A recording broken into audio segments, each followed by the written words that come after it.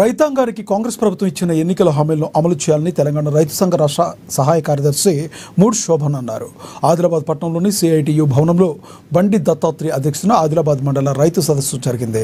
ముఖ్య అతిథిగా హాజరైన శోభన్ మాట్లాడారు.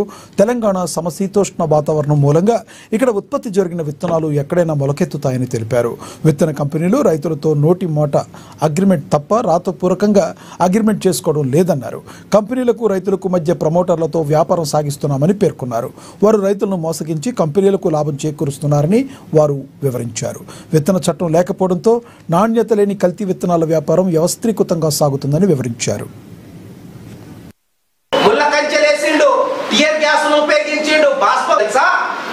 క్షమించండి అన్నాడు.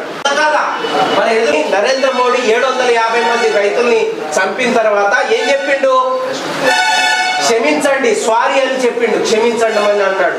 అంటే చెప్పిండు స్వామినాథన్ కమిషన్ సిఫార్సుల ప్రకారం C2కి ఆయన అధిక ఆ C2 + 50% స్వామినాథన్ కమిషన్ ని